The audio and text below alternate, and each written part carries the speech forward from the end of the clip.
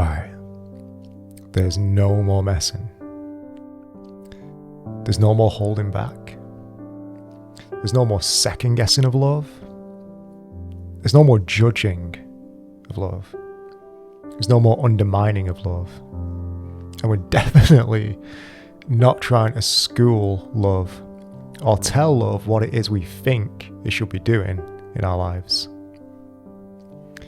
Instead, I want to invite you into a deep, deep surrender to love,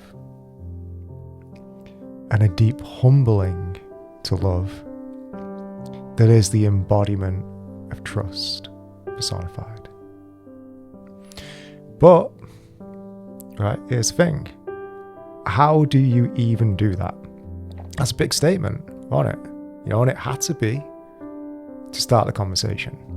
But let's try and break it down on a practical level. All right, here's the wisdom drop I want to give to you.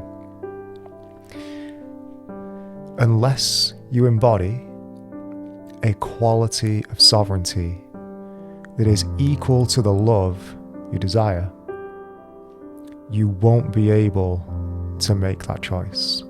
At least not very easily. And so that then begs the question, well, what is sovereignty exactly? Sovereignty is another one of those really big, broad, expansive concepts that everyone's got their own definition for. And so sovereignty in this context is your innate capacity to choose. And so what does that mean? That means if you're still holding stories in your nervous system from childhood trauma or relationship trauma later on in life, or from the deluge of all that we receive each and every day from the systems that we live in,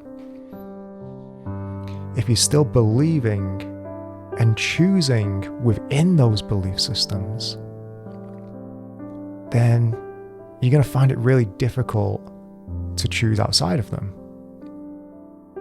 And that's going to make it difficult to trust in the safety of love. Because if love isn't part of those belief systems that you're currently anchored in, then you ain't going to be able to play the love and sovereignty game.